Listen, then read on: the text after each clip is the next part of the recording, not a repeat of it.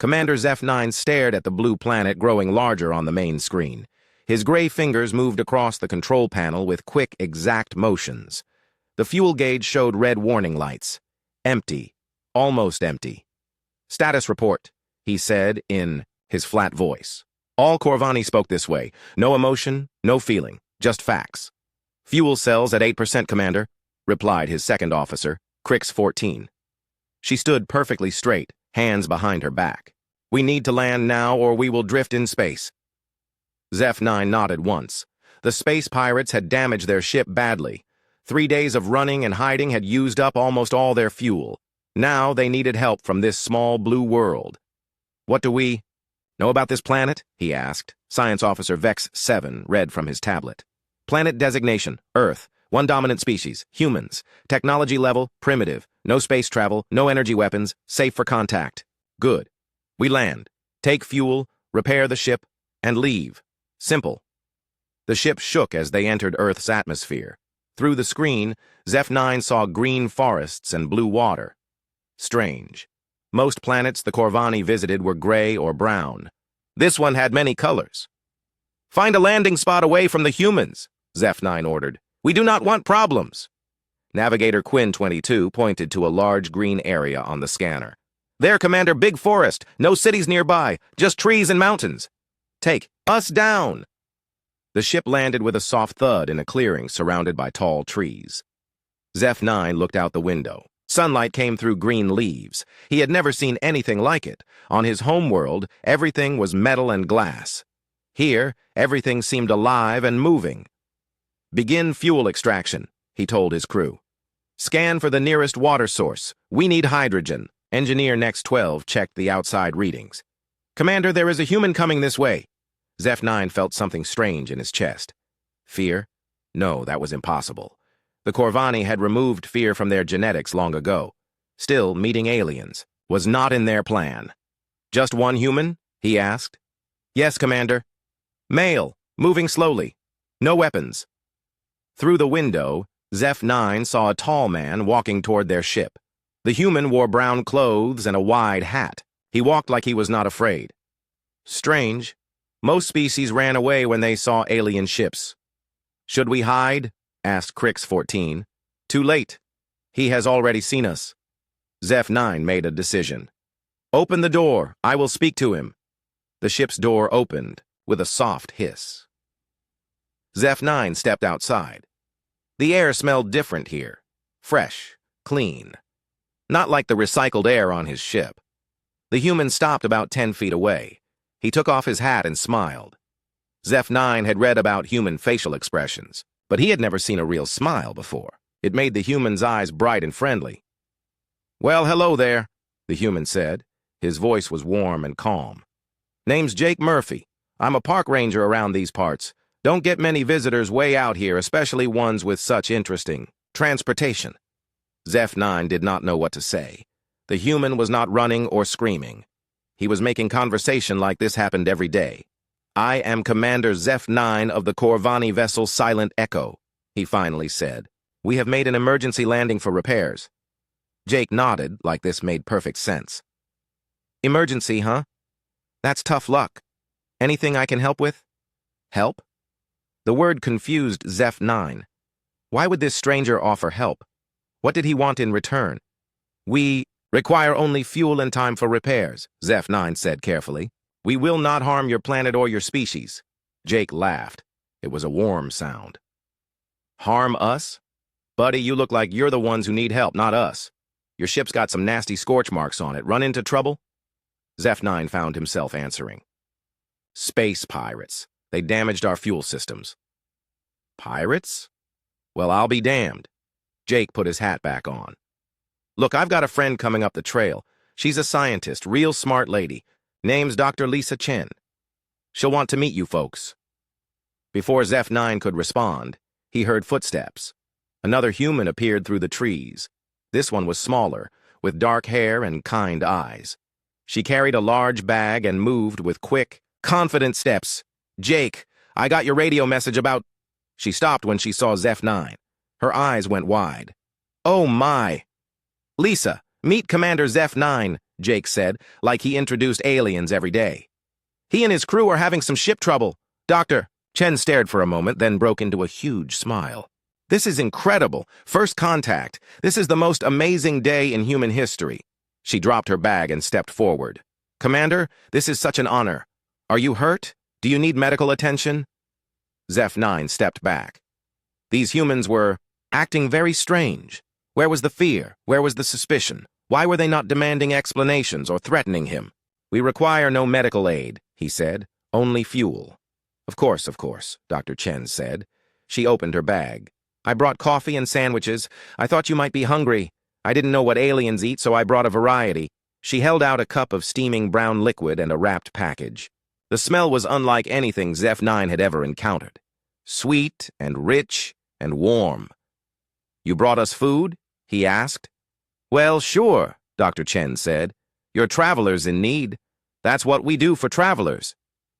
Crix 14 appeared in the ship's doorway. She saw the humans and froze. Zeph 9 waved her over.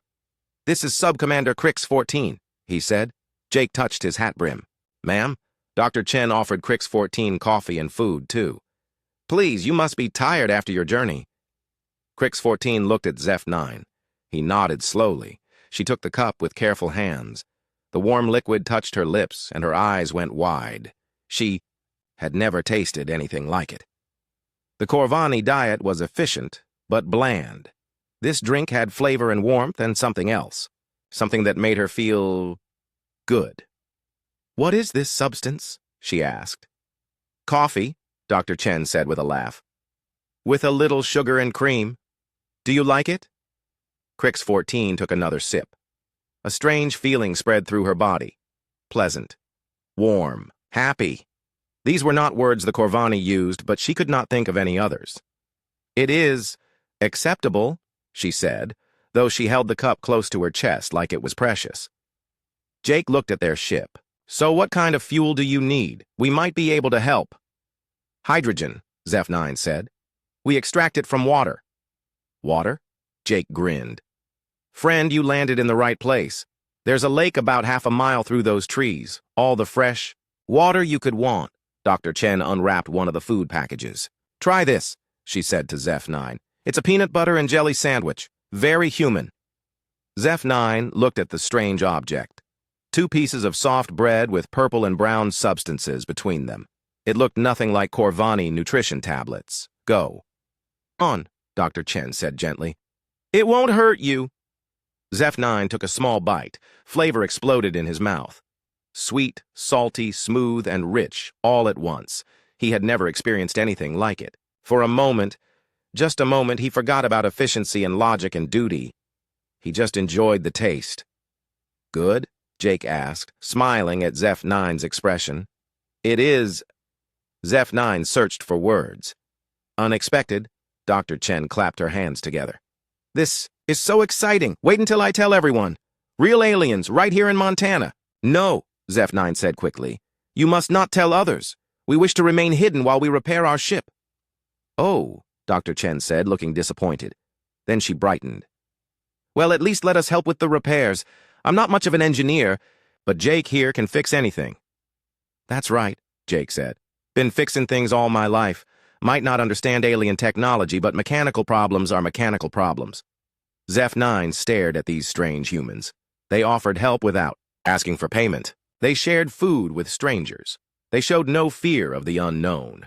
Everything about them went against Corvani logic and training. And yet, as he finished the sandwich and felt the warm coffee spreading through his system, Zeph 9 found himself, thinking that perhaps logic was not always the most important thing. Perhaps these humans had something his people had forgotten long ago. 3 hours later, Jake Murphy returned with a man driving an old pickup truck. The truck made loud noises and black smoke came from the back, but it kept moving. The Corvani watched from their ship as the 2 humans got out. That's Danny Rodriguez, Jake told Zeph 9. Best mechanic in the county. If anyone can help fix your ship, it's him. Danny was a short man with dark skin and hands covered in grease stains. He wore overalls and a baseball cap turned backward. He walked right up to the alien ship like it was a broken car in his garage. So this is the spaceship, huh? Danny said, running his hand along the hull. Looks like you took some heavy fire. These burn marks here and here. Yeah, someone was trying to hurt you bad. Zeph-9 found himself explaining the pirate attack. Danny listened and nodded, asking questions about the damage. Soon, Engineer Next 12 came out to show Danny the broken fuel systems. I don't understand your technology, Danny said honestly. But I understand how things break and how they get fixed. These connections here look melted, and this housing is cracked. We can work on this. While the three males examined the ship, Dr. Chen talked with Crix 14. The alien woman seemed fascinated by everything around her. She touched tree bark with careful fingers. She watched birds fly overhead. She listened to the wind in the leaves. Your world is very busy, Crix 14 said. So many sounds and smells and movements. Busy, Dr. Chen laughed. This is one of the quietest places on Earth. You should see a city. All worlds are not like this? Oh no, Dr. Chen said. Every planet is different. That's what makes the universe so beautiful. Crix 14 looked puzzled. Beautiful? I do not understand this word in this context. Dr. Chen stared at her. You don't know what beauty is? We know the definition, something that creates visual pleasure, but we do not understand why this matters. Function is more important than appearance. Dr. Chen was quiet for a moment. Then she said, Look at that tree over there, the big one, with the yellow leaves. Crix 14 looked. It was just a tree, tall, broad, covered in leaves that were changing color. What do you see? Dr. Chen asked. A plant, approximately 15 meters tall, broadleaf deciduous species. The leaves are dying, changing chemical composition before falling. And how does it make you feel? Crix 14 frowned. Feel? It makes me feel nothing. It is simply a tree. Dr. Chen took her hand gently. Look again, but this time don't think about what it is. Just look at it. Crix 14 tried to follow the instruction. She looked at the tree without analyzing. It. The golden leaves moved in the breeze. Sunlight came through them, making patterns of light and shadow on the ground. Something strange happened inside her chest. A warm feeling, pleasant, like drinking the coffee, but different. She started to say, then stopped. There are no words. That's beauty, Dr. Chen said softly. It serves no function. It doesn't help anyone survive, but it makes life worth living. Before Crix 14 could respond, they heard voices coming through the trees. Human voices. Many of them. Jake looked up from where he was helping Danny. Oh, hell, he said. Words getting out. A group of humans emerged from the forest. Dr. Chen counted about 15 people, men, women, and children. They moved slowly, carefully, but they were all staring at the alien ship with wide eyes. Leading the group was a woman with gray hair and kind eyes. She wore a simple dress and carried a large basket. Hello, Jake, she called out. We brought some things for our visitors. Zeph-9 felt that strange chest feeling again. More humans. This was not good for staying hidden. Grace Thompson. Jake said to the aliens. She runs the library in town, and that's Amy Watson, the school teacher, and... He pointed to different people. Well, looks like half the town is here. The children in the group were whispering and pointing. One small girl with dark hair and bright eyes broke away from the adults and ran toward the ship. Sophie, get back. Here, called a woman who must be her mother. But Sophie Martinez stopped right in front of Zeph-9 and looked up at him with no fear at all. Are you really from space? She asked. Yes, Zeph-9 said. He had never talked to a human child before. She was very small and her voice was high and musical. That's so cool, Sophie said. Do you have friends up there? Are there other planets with people on them? Sophie. Her mother hurried over. I'm sorry. She's very curious about everything. It is acceptable, Zeph-9 said, though he was not sure why the child's enthusiasm did not annoy him like it should have. Grace Thompson approached with her basket. We brought food and supplies, she said. Jake called the town and said you folks might need some help. But we asked you not to tell anyone, Zeph-9 said to Jake. Jake looked embarrassed. Well, I might have mentioned it to Grace, and she might have told Amy. And you know how small towns are. We won't hurt you, Grace said quickly. "We just want to help." Amy Watson stepped forward. She was younger than Grace, with bright red hair and an excited expression. "This is incredible, a real first contact situation. I brought my class to meet you. I hope that's okay. They've been studying space in science class." She gestured to a group of children who were all staring at the aliens with fascination instead of fear. "Can we ask questions?" asked a boy who looked about 10 years old. Zeph-9 looked at his crew. Crix-14 seemed interested in the humans. Next 12 was still focused on the ship repairs with Danny. Science Officer Vex-7 looked unhappy about all the people. "I suppose a few questions would be acceptable," Zeph-9 said. The children gathered around. They asked about space travel and other planets, and what the aliens ate, and whether they had families. The questions came fast and eager, and Zeph-9 found himself answering them. While he talked to the children, Grace Thompson unpacked her basket. She had sandwiches and fruit and cookies and several thermoses of coffee. She set everything out on a blanket like they were having a picnic. "Please eat," she said to the aliens. "You must be hungry after your long journey." Crix-14 tried a cookie. It was sweet and had small brown chunks in it that tasted rich and wonderful. "What are these brown pieces?" she asked. "Chocolate chips," said Sophie, who had stayed close to the aliens. "They're the best part." "Chocolate," Crix-14 repeated. She ate another cookie, then another. Each bite brought that same warm, pleasant feeling she had experienced with the coffee and when looking at the tree.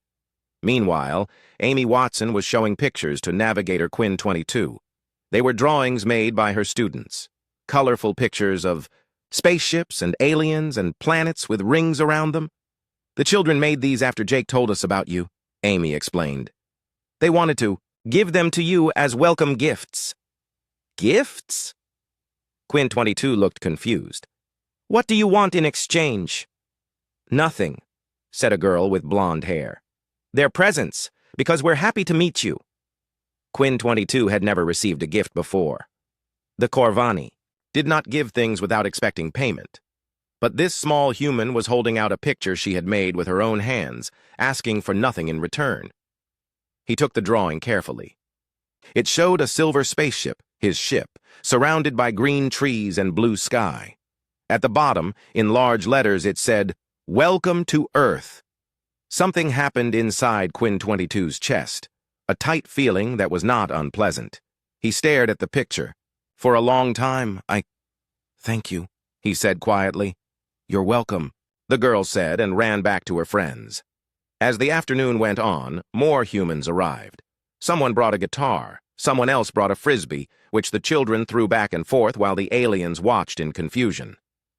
Grace Thompson started a small fire and made coffee in a metal pot over the flames.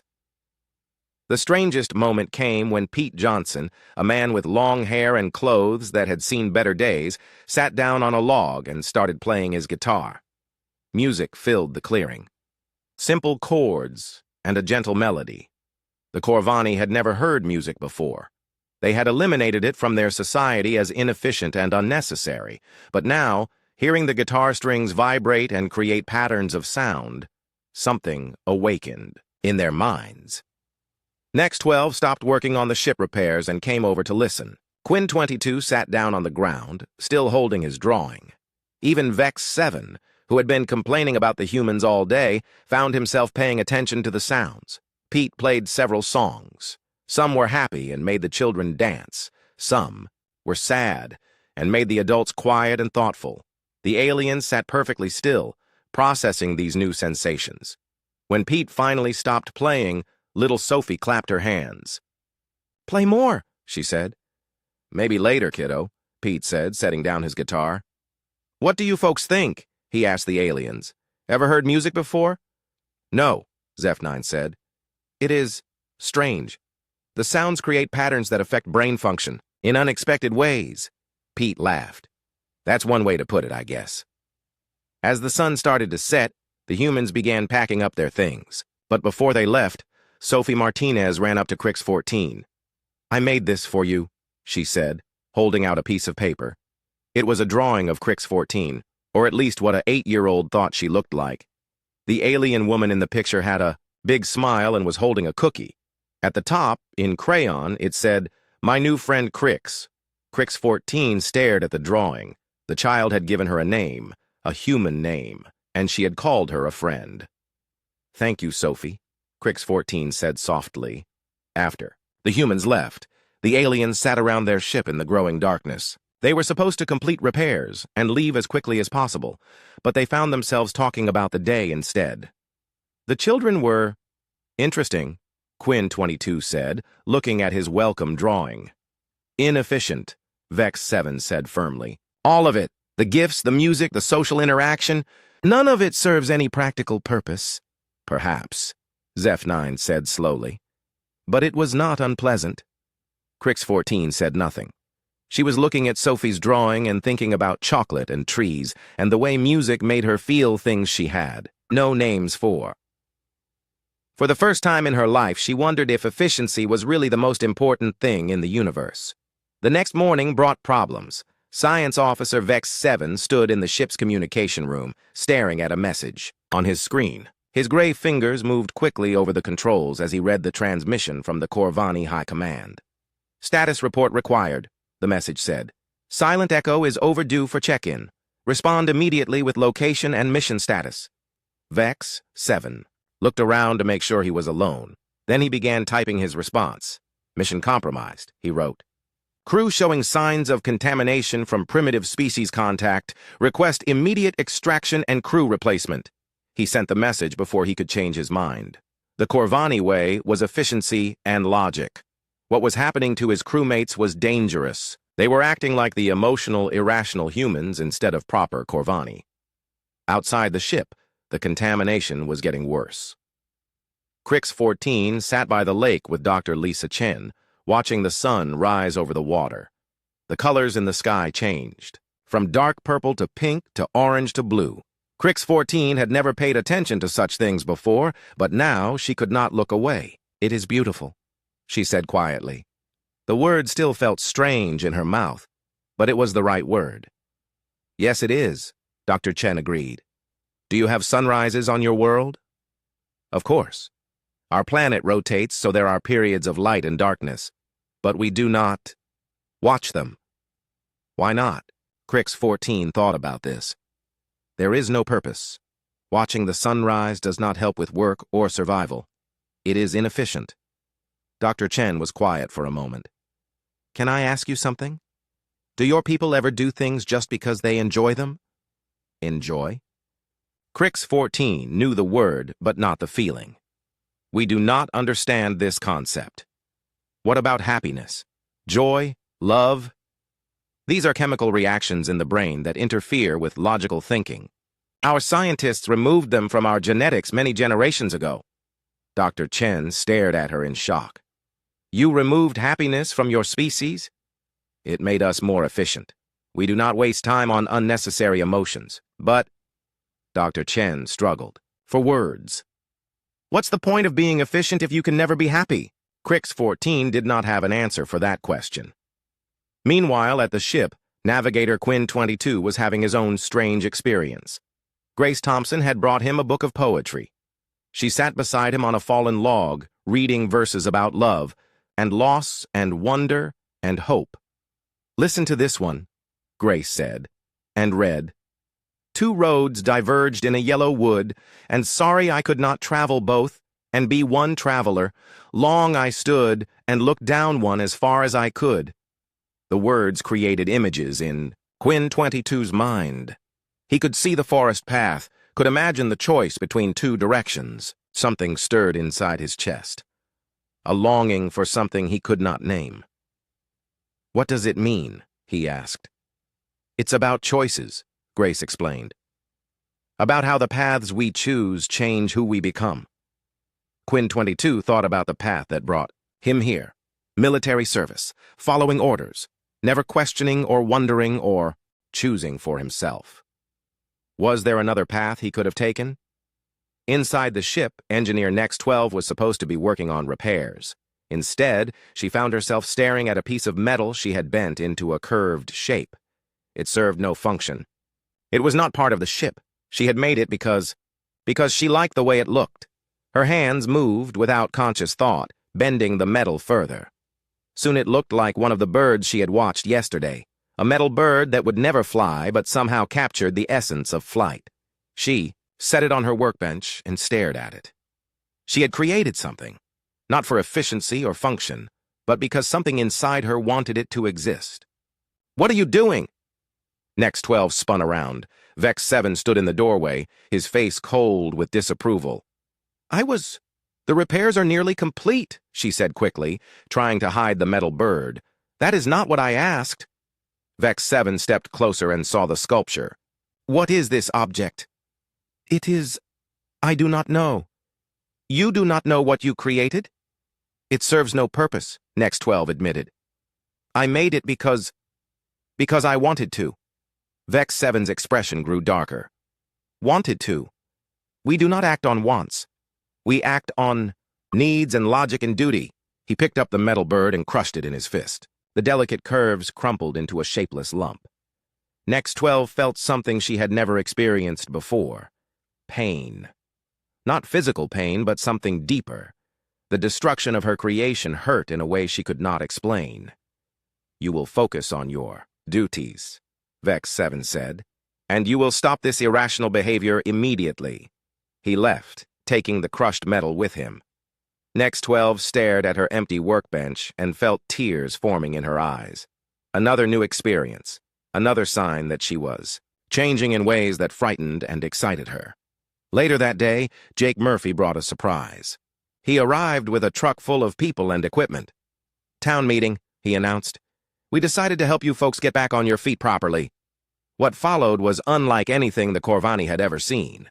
The humans worked together without being ordered or paid. Danny Rodriguez directed a group of men in repairing the ship's hull. Amy Watson organized the children to pick berries and make sandwiches for everyone. Grace Thompson set up a cooking station and kept everyone fed and caffeinated. But the most shocking thing happened when Jake fell from the ship while helping with repairs. He landed hard and twisted his ankle badly. He lay on the ground, clearly in pain, unable to walk. The entire human community dropped what they were doing and rushed to help him. They made a stretcher from branches and blankets. Dr. Chen examined his injury. Someone drove to town for medical supplies. Others finished the work he had been doing. Zeph 9 watched this response with confusion. Jake Murphy could offer nothing in return for this help. He was injured and useless.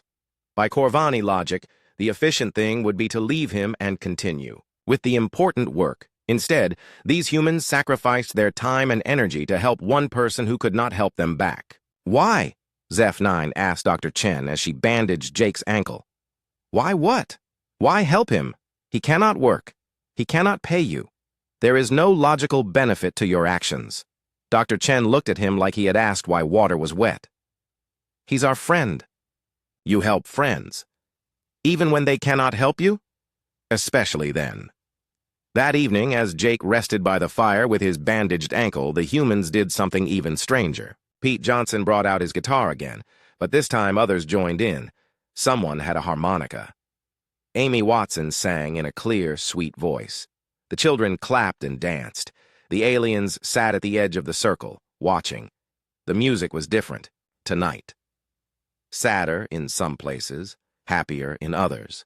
It told stories without words about friendship and loss and hope. Quinn 22 found himself moving slightly to the rhythm. Next 12 watched the dancing children and felt the urge to move like they did. Even Zeph 9, who prided himself on emotional control, felt something stirring in his chest. But Vex 7 sat apart from everyone, his face hard with disapproval. When the music ended, he stood up abruptly. "Enough," he said. "Commander, we need to talk privately." They walked away from the fire into the darkness between the trees. "This has gone too far," Vex 7 said. "Look at our crew.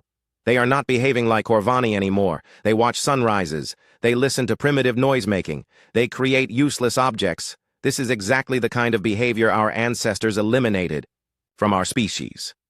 "They seem content," Zeph 9 said slowly. "Content?" Vex 7 stepped closer. "Commander, you are supposed to be our leader. These humans are changing us into something we are not supposed to be." Zeph 9 looked back at the fire. His crew sat with the humans, sharing food and conversation. Crix 14 was laughing at something Sophie had said. Quinn 22 was helping Pete tune his guitar. Next 12 was showing some children how to fold paper into different shapes. Perhaps, he said quietly, we are becoming something we were always supposed to be. Vex 7 stared at him in horror. You are contaminated too. I do not think contamination is the right word. Then what would you call it? Zeph 9 thought about the past 2 days, the taste of coffee, the sound of children laughing, the way Grace Thompson smiled when she handed out food, the feeling of belonging to something larger than duty and efficiency. I would call it awakening, he said. Vex 7 backed away from him. I will not let you destroy our entire crew with this madness. What do you mean? But Vex 7 was already walking back toward the ship. Zeph 9 followed, but by the time he reached the communication room, it was too late. The message had been sent. What have you done? Zeph 9 demanded. What I had to do, Vex 7 said. I contacted High Command. I told them about the contamination. A fleet is coming to extract us and quarantine this planet. You did what? It will be here in 2 days. We will return to proper Corvani behavior, and these humans will be prevented from spreading their dangerous influence to other species. Zeph 9 felt something new and terrible. Rage, pure hot anger at Vex 7's betrayal of the humans who had shown them nothing but kindness. You have doomed them, he said. I have saved us, Vex 7 replied. And soon you will see that I was right. Outside, the humans continued their music and laughter, unaware that their world was about to change forever. And for the first time in his life, Commander Zeph 9 faced a choice between duty and something else. Something the humans called love. Old Bill Hayes was listening to his radio in the early morning when he heard something strange. Bill had been a radio operator in the Army 40 years ago, and he still liked to tune into different frequencies to see what he could pick up. Sometimes he caught conversations between truck drivers or aircraft pilots. Today, he caught something else entirely. The transmission was in a language he did not recognize, but the tone was urgent and official. Bill had heard enough military communications to know important traffic when he heard it. He recorded the strange signals and drove his old pickup truck to the alien landing site. Jake, he called out as he approached the camp. We might have a problem. Jake Murphy was sitting by the fire with his bandaged ankle elevated. Dr. Chen was checking his injury while Crix 14 watched with interest. The alien woman had become fascinated by human medical care, especially the way humans worried about each other's pain. What kind of problem, Bill? Jake asked. Bill held up his radio. Picked up some signals this morning. Same frequency as your alien friend's ship. Sounded like military chatter, but in their language. Lots of it. Zeph 9 looked up from where he had been sitting quietly by himself. The commander had been acting strange since last night, distant and worried. Now his face went pale. Play the recording, he said. Bill pressed the playback button. The alien language filled the air, harsh and commanding. Zeph 9 listened with growing dread. When it finished, he stood up slowly. We need to talk, he said to his crew. All of us. Now. The 4 aliens gathered near their ship. The humans watched from a respectful distance, sensing that something important was happening. Vex 7 contacted our high command, Zeph 9 said without introduction. He told them we were contaminated by human contact. A fleet is coming to extract us and quarantine this planet. Quarantine? Crix 14 asked. What does that mean? It means they will prevent any contact between humans and the rest of the galaxy, Zeph 9 explained. Earth will be isolated, possibly permanently. Navigator Quinn 22 clutched the drawing Sophie had given him. But the humans have done nothing. Wrong. They helped us. They were kind to us. Kindness is seen as contamination by our leaders, Zeph 9 said bitterly. They believe human emotions and creativity will spread to other species and make them inefficient. Engineer Next 12 spoke quietly. How long do we have? The fleet will arrive tomorrow evening. Silence fell over the group. Finally, Science Officer Vex 7 spoke. Good, he said. It is time we returned to proper behavior. These humans have confused you. But once we are back among our own people, you will remember why emotions are dangerous. Crix 14 stared at him. Dangerous? These humans shared their food with us. They helped repair our ship. They gave us gifts. How is any of that dangerous? Because it makes you weak, Vex 7 said. Look at yourself. You spend time watching sunrises instead of working. You keep useless drawings made by children. You have forgotten your duties as a Corvani. Maybe I do not want to be that kind of Corvani anymore, Crix 14 said. The words hung in the air like a challenge. Vex 7 stepped toward her, his face angry. You do not get to choose what you are, he said. We are all servants of the Corvani state. We follow orders. We maintain efficiency. We do not indulge in primitive emotional displays. Then why, Crix 14 asked quietly, do I feel more alive now than I ever have in my entire life? Before Vex 7 could answer, Jake Murphy hobbled over on his bandaged ankle. Sorry to interrupt, he said, but I couldn't help overhearing. Did you say a fleet is coming to quarantine Earth? Zeph 9 nodded reluctantly. I am sorry, Jake. We never wanted to bring danger to your people. Jake was quiet for a moment. Then he smiled, the same warm smile he had shown when he first met the aliens. Well, he said, I guess we better get ready for company then. You do not understand, Zeph 9 said. This is not a friendly visit. The Corvani fleet has weapons. They have orders to prevent human influence from spreading. They might... He could not finish the sentence. They might hurt people? Dr. Chen asked, joining the conversation. It is possible. Dr. Chen looked at Jake. Jake looked back at her. Then they both started walking toward town. Where are you going? Zeph 9 called after them. To warn everyone, Jake said over his shoulder, and to figure out what we're going to do about it. There is nothing you can do, Vex 7 said. You are a primitive species with no advanced weapons or technology. You should surrender immediately. And cooperate with the quarantine. Jake stopped and turned around. You know, Vex 7, in all the time you've been here, you haven't learned the most important thing about humans. Which is, we don't give up on our friends. That afternoon, something remarkable happened. Word spread through the small Montana town, faster than wildfire. The aliens were in trouble. A hostile fleet was coming. Earth itself was threatened. The humans did not panic. They did not run away. Instead, they did what humans do best in a crisis. They came together. By evening, the clearing around the alien ship was filled with people, not just from the local town, but from surrounding areas. Farmers and teachers and mechanics and store owners, families with children, elderly people who remembered other wars, young people ready to fight for their future. They brought supplies, food, and equipment. Danny Rodriguez arrived with a truck full of tools and spare parts. Amy Watson brought sleeping bags and first aid kits. Grace Thompson organized a cooking station to feed everyone. Pete Johnson brought his guitar and several other musicians because, as he said, if we're going to face the end of the world, we might as well have good music. But most importantly, they brought something the Corvani had never seen before. Unified. Purpose without central command. No one ordered these humans to come. No government official told them what to do. No military leader organized their response. They simply saw friends in need and responded with everything they had. Crix 14 watched. The humans prepare and felt something breaking inside her chest.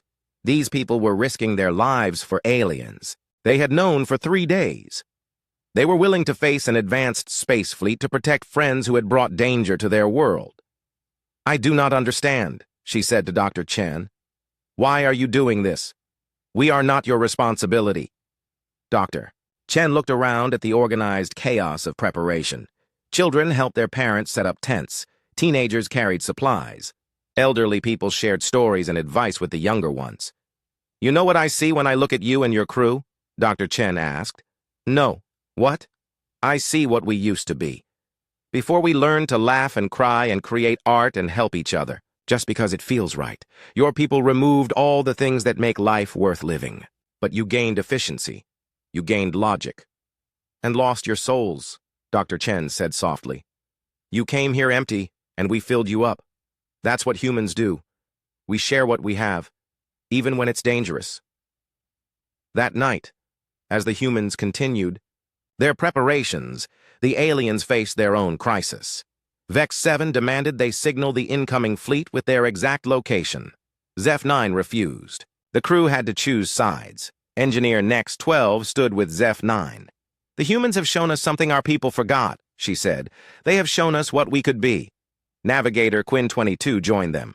"I want to see where this road leads," he said, holding Sophie's drawing. "I want to choose my own path." Crix 14 was the last to decide. She looked at Vex 7, representing everything she had been taught was right and proper. Then she looked at the humans who had taught her about beauty and joy and friendship in just 3 days. She walked over and stood beside Zeph 9. "I choose to feel alive," she said. Vex 7 stared at his former crewmates with disgust and disbelief. "You are all traitors to your own species." "No," Zeph 9 said quietly. "We are trying to save our species. We just disagree about what that means." As the night deepened and the humans settled into their camp, the aliens made their own plans. Tomorrow would bring the Corvani fleet and a confrontation that would determine the future of both species. But tonight, for the first time in their lives, they would sleep among friends who valued them not for their efficiency or usefulness, but simply because they existed and mattered. It was the most human thing they had ever experienced, and they never wanted to give it up. The Corvani fleet arrived exactly when predicted. 5 large ships dropped out of hyperspace and moved into orbit around Earth. They were sleek, efficient vessels designed for function rather than beauty. No unnecessary curves or decorations, just gray metal and weapon systems. In the clearing, humans and aliens watched the ships appear in the early evening sky. The vessels were visible even in daylight, dark spots moving across the blue. "Well," Jake Murphy said, adjusting his weight on his bandaged ankle, "here they come." Admiral Thex 1 stood on the bridge of the lead ship, studying the planet below. Earth was an unusual world, filled with chaotic colors and unorganized growth. Most civilized planets were orderly and efficient. This one looked wild and unpredictable. "Scan for our missing crew," he ordered. "Located, Admiral," reported his communications officer. 4 life signs in a forest clearing. "But, sir, there are approximately 200 human life signs in the same location." Admiral Thex 1 frowned. 200. "Are our people prisoners?" "Unknown, Admiral. Should we prepare for a rescue operation?" "Send a communication first. Let us see what we are dealing with." In the forest clearing, Zeph 9's portable communicator crackled to life. The voice that came through was cold and commanding. "Commander Zeph 9, this is Admiral Thex 1. Report your status immediately." Zeph 9 looked around at the humans who had gathered to protect him and his crew. Children played between the tents. Adults prepared food and checked equipment. Grace Thompson was teaching Crix 14 how to braid her hair. Pete Johnson was showing Quinn 22 how to play simple guitar chords. "Admiral," Zeph 9 said into the communicator, "my crew is safe and healthy. We do not require rescue. Explain the presence of so many humans in your location. They are here to help us." Silence from the communicator. Then, "Help you what?" "Help us understand what we have been missing." Another long silence. When the Admiral's voice returned, it was sharp with disapproval. "Commander, you have been infected with human emotional contamination. You will be transported to the medical bay immediately for treatment. The humans will be contained to prevent further spread of their influence." "No," Zeph 9 said simply. "Excuse me? I refuse to be extracted. My crew refuses as well. These humans have committed no crime except showing us kindness." "Commander, you are not thinking clearly. Report to the transport coordinates immediately or we will come down and collect you." Zeph 9 looked at Jake Murphy, who nodded encouragingly. "Admiral," Zeph 9 said, "I formally request that you come down and see what we have seen. Meet these humans for yourself before you make any decisions about them. I do not negotiate with contaminated personnel. Then you are welcome to try to take us by force." The communicator went silent. Around the clearing, humans continued their preparations. They had heard the conversation and understood what it meant. The alien fleet would not leave peacefully. Dr. Chen approached Zeph 9. "What happens now?" "Now we see if your species' reputation for stubbornness is accurate." High above, Admiral Thex 1 studied the situation. Normally, extracting 4 crew members would be simple, but 200 humans complicated things. The Corvani avoided unnecessary casualties when possible. "Sir," his tactical officer reported. Our scans show the humans have no advanced weapons, mostly hunting rifles and farm tools. They pose no real threat. Then why does the situation feel so complicated? The Admiral muttered. Sir? Nothing. Prepare a landing party. Full armor and weapons. We will extract our people and establish a perimeter around the human settlement. What about the humans themselves, sir? Admiral Thex 1 considered. Minimal casualties. We are here to prevent contamination, not commit genocide. 2 hours later, Corvani transport ships landed in the forest. 50 soldiers in advanced armor emerged, carrying energy weapons and scanning equipment. They moved with mechanical precision toward the clearing. They were met by a wall of humans. The people of Montana stood linked arm in arm across the path. Men and women, young and old, forming a human barrier between the aliens and their friends. They had no weapons except determination and the unshakable belief that what they were doing was right. Stand aside, ordered the Corvani squad leader. We are here to collect our personnel. No, said Grace Thompson, standing in the center of the line.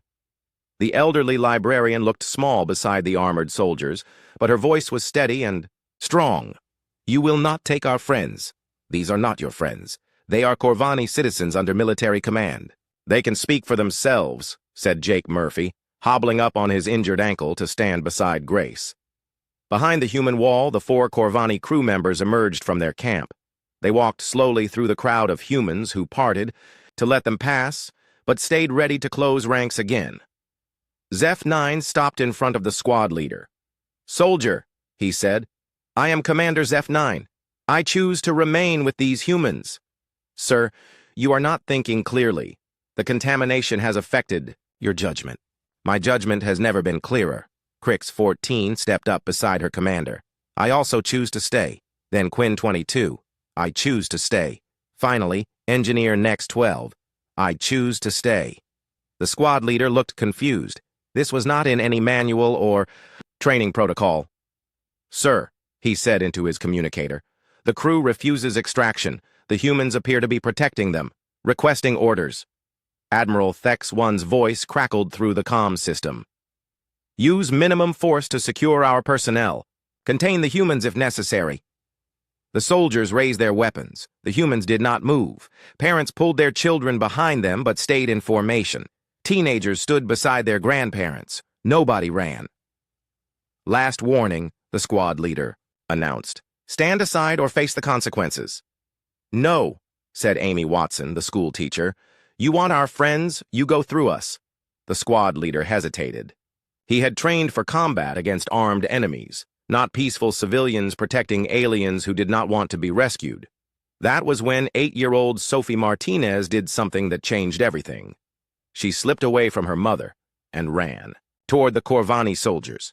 Before anyone could stop her, she approached the nearest one and held up a drawing. I made this for you, she said to the soldier. It's a picture of you and me being friends. The soldier looked down at the small, human child. She showed no fear, only the innocent hope that a gift might solve any problem. The drawing showed a Corvani soldier and a little girl holding hands under a smiling sun. Something happened inside the soldier's chest. A strange, warm feeling he had never experienced before. He started to say, then stopped. Sophie smiled up at him. Do you like it?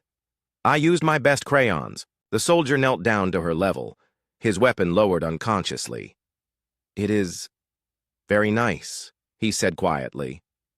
What's your name? Sophie asked.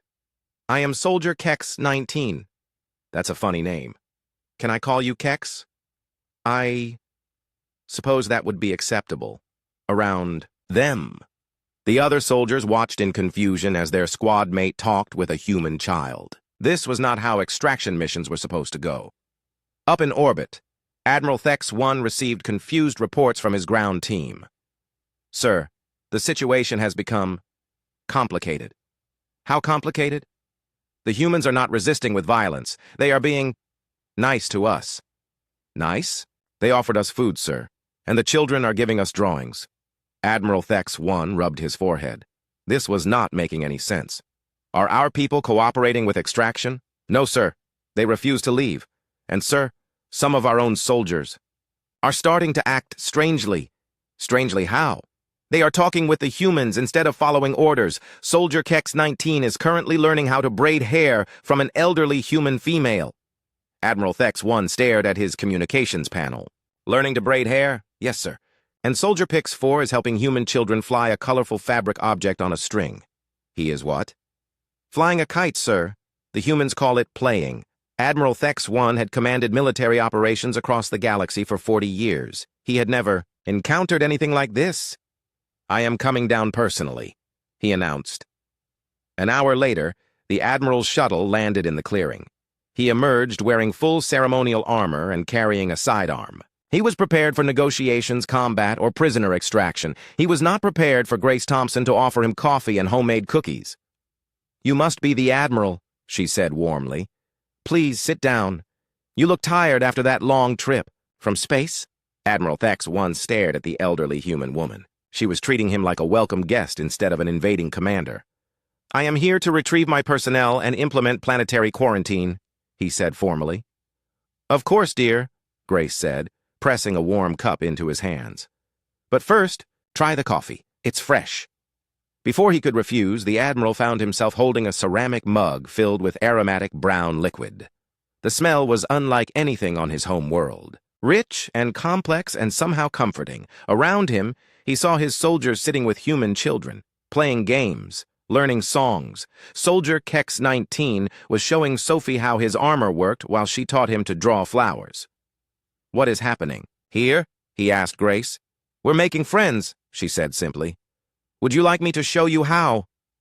For the first time in his military career, Admiral Thex 1 did not know what to do.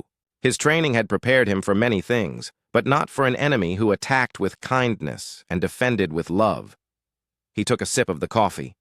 The taste exploded across his consciousness like a supernova, sweet and bitter and warm and perfect. Something inside his chest began to crack open, something he had kept locked away for decades of military service. This is, he began, then stopped. Good? Grace asked hopefully. Admiral Thex 1 looked around the clearing. His soldiers were laughing with human children. His former crew members were teaching teenagers about alien technology while learning human customs in return. Everywhere he looked, he saw cooperation and joy and friendship. For 40 years, he had served the Corvani ideal of efficiency and order. But sitting here with a cup of coffee in his hands and a kind old woman smiling at him, he wondered if efficiency was really the most important thing in the universe. Tell me, he said to Grace, what do you want from us? What is your price for all this kindness? Grace looked puzzled. Price? There's no price, dear. We're just being neighborly. But you must want something in exchange. Well, Grace said thoughtfully, I suppose we'd like you to stay for dinner. Pete's going to play guitar tonight, and Amy brought her famous apple pie. Admiral Thex 1 stared at her. They wanted nothing except his company at dinner. It was the most alien concept he had ever encountered, and slowly, carefully, he began to smile. 6 months later, Earth's first interstellar embassy opened in the small town in Montana. Half the staff were humans learning about the galaxy. The other half were Corvani learning about humanity. Commander Zeph 9, now calling himself Alex, worked as a cultural exchange coordinator. Crix 14, who had chosen the name Maria, taught alien art classes to human children while learning to paint watercolor landscapes. Admiral Thex 1, who occasionally answered to Ted when Grace Thompson called him for dinner, split his time between Earth and the Corvani home world, slowly introducing concepts of creativity and compassion to his own people. Not all Corvani accepted the changes. Some, like Science Officer Vex 7, returned home and continued to argue for the old ways. But others stayed, and more came to visit, drawn by reports of the strange emotions humans called happiness and joy. The galaxy had not ended because one species refused to optimize away their capacity for love. Instead, it had grown richer and more colorful and more alive. Earth remained unquarantined. Its people carried their gifts of art and music and stubborn kindness to the stars, changing every species they met in small but important ways. And in a small Montana town, an 8-year-old girl named Sophie Martinez kept a collection of drawings made by friends from across the galaxy, each one a reminder that the universe was a better place when different people chose to care about each other. They had come to refuel their ship, What Earth gave them changed everything, and what they gave back was even more precious. The knowledge that efficiency without joy was just another form of emptiness, and that the most important things in the universe could not be measured or optimized or improved. They could only be shared. The end.